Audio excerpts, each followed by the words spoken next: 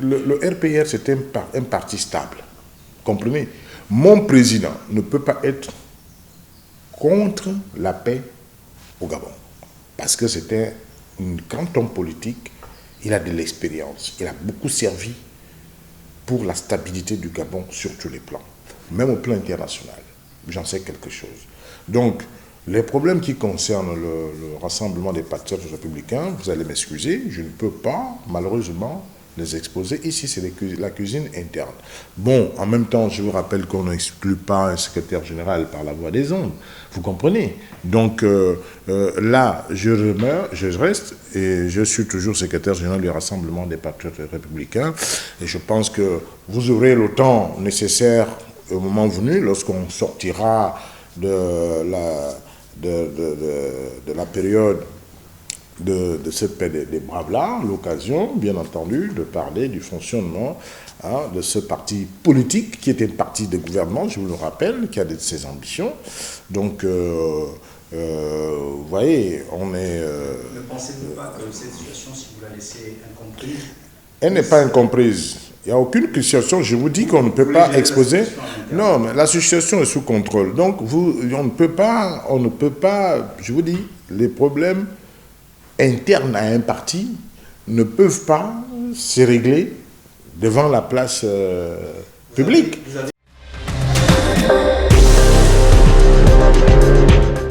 Nous en sommes actuellement à la phase de consultation permanente de toutes les forces vives de la nation. Comme vous le savez, le projet de l'appel à la paix des Braves devient désormais une propriété du Conseil national de la démocratie qui, lors de sa dernière session ordinaire, a validé ce projet après d'intenses discussions, d'âpres discussions, des échanges assez pertinents sur la question de la paix à la paix des Braves, c'est-à-dire la concertation nationale au regard de la situation qui prévaut en ce moment dans notre pays.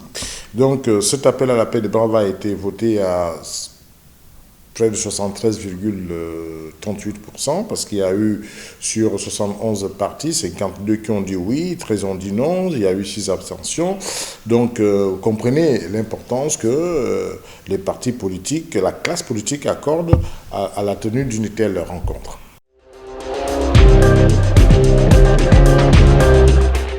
C'est parce que ces partis politiques, certainement, ne sont pas imprégnés de la donne. Mais je ne pense pas que ces partis politiques puissent être contre la paix. Parce qu'il s'agit de la paix. La paix d'abord avec nous-mêmes, la paix avec nos prochains, la paix avec notre propre environnement, la paix avec la société tout entière.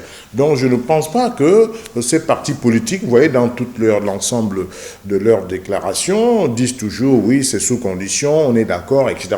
Tous sont d'accord, mais certainement cherchent à comprendre. Chercher à comprendre, c'est qu'il faut aller vers la paix. Parce qu'autour de nous, ça ne va pas. On parle de la stabilité des institutions, d'accord, mais au fond, la paix, nous en avons besoin pour lutter contre le chômage. Nous en avons besoin pour se rassembler. Nous en avons besoin pour briser les barrières qui s'érigent en face de nous. C'est-à-dire le Gabonais du Nord, celui du Sud, du Centre, ne s'acceptent pas. Quand on parle de cette paix-là, c'est parce qu'on met le Gabon au centre. On met le Gabonais au centre. On met le peuple gabonais au centre. Ça devient l'homme-peuple. Vous comprenez? L'homme-peuple, ça veut dire que c'est l'homme qui est au centre de la situation, au centre de la question. Parce qu'il faut que l'homme s'épanouisse, l'homme gabonais s'épanouisse dans son propre pays. C'est-à-dire que le pays doit être généreux vis-à-vis du Gabonais, de son citoyen, de son habitant. C'est ça, là, l'appel à la paix des Braves. À l'Assemblée nationale, lorsque les députés parlent au nom de la population, ça veut dire qu'ils ont le mandat de ces populations, bon, quoi qu'ils soient élus. En plus, là-bas, nous considérons, nous, comme étant les ouvriers du peuple. Hein, nous sommes les ouvriers du peuple. C'est le peuple qui nous... En fait, nous sommes les ouvriers du peuple, les partis politiques. Il faut que ça parte d'abord de quelque part. Vous savez, l'appel à la paix des braves. Être brave veut dire quoi? Ça veut dire que nous sommes trop égoïstes vis-à-vis de nous-mêmes.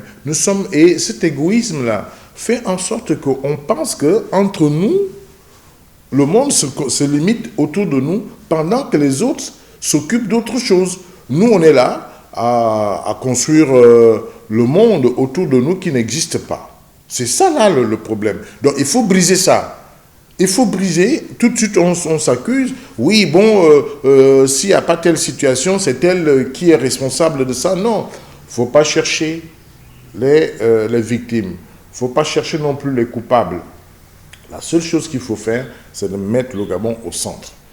Mettre le Gabon au centre, c'est se développer. Par exemple, en ce moment-là, on parle de la zone de libre-échange au niveau de l'Afrique.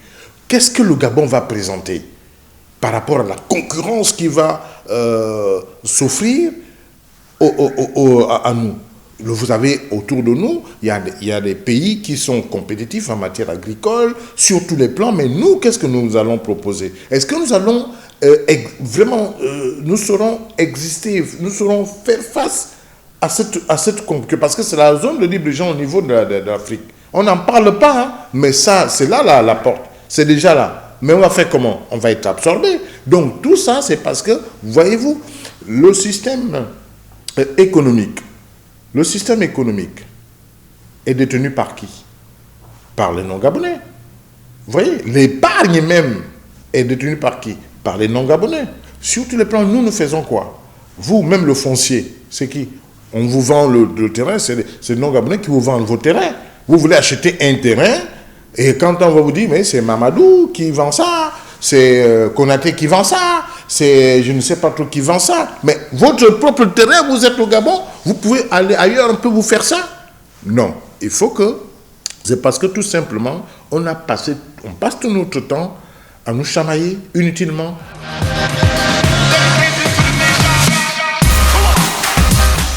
Cet appel à la paix des braves est soutenu par un contrat social qui va s'appuyer sur une trêve sociale. Parce que il y a des crises, la crise elle est multiforme. Vous l'avez évoqué, on connaissait d'abord une crise précédente avant qu'elle ne soit amplifiée par les effets conjugués de la Covid-19. Vous comprenez? Donc, comment il faut sortir de cette crise-là? C'est ça qui nous importe. Voilà pourquoi nous appelons à ce que nous nous réunissions pour discuter des mécanismes, des possibilités de sortie de crise. C'est ça qui nous intéresse.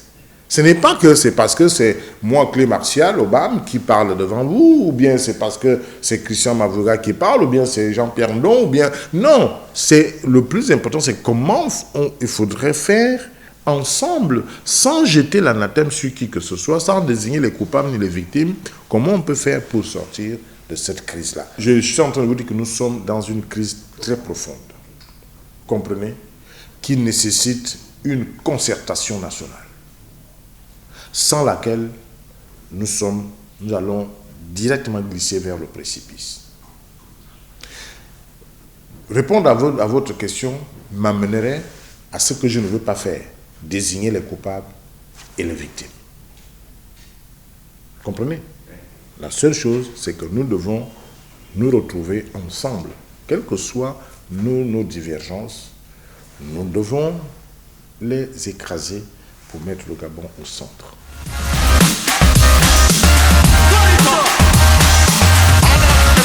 Permettez-moi de vous raconter une histoire. Ronald Reagan, président des États-Unis, voulait enrayer la Libye de la carte de la Terre, de l'Afrique, du monde.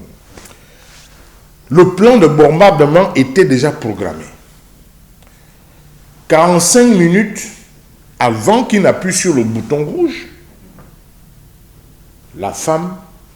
sa femme, Madame Ronald Reagan, lui dit, mais chérie, ce sont des êtres humains qui sont là-bas, comme toi. C'est pas bon pour toi, pour l'Amérique et pour tout le monde. Elle va l'inquiéter. Ne le fais pas. C'est à ce moment-là qu'il allait faire le raid sur Tripoli. Vous vous souvenez de ça? le rêve sur tricolore. Il faut regarder l'histoire. Vous êtes journaliste. Tout simplement parce que le Washington Post avait titré ce jour-là le pouvoir de Laurier a parlé. Le pouvoir de Laurier a parlé. Le pouvoir de la femme a parlé. Pourquoi est-ce qu'on ne doit pas donner le pouvoir à la femme dans la famille? La première institution d'un État, c'est quoi? C'est la famille. Il faut que... mais en même temps, la femme doit savoir sa place. Ce n'est pas parce qu'on dit qu'elle est chef de famille. Non, la femme ne peut pas... Elle a des rôles qu'elle ne peut pas jouer. Bon, je vais un peu vous faire rire. La femme ne peut pas enceinter un homme. Donc, vous comprenez que vous restez toujours le maître de la situation. Donc, de quoi vous vous plaignez? Bon, on vous arrange des situations, c'est-à-dire permettre à la femme de s'impliquer davantage. Au moins, moi, je suis heureux, hein, parce que là, je ne pourrais plus trop dépenser l'argent, oui, chérie. Non, au moins, en même temps, j'ai le dernier mot, j'ai la dernière décision.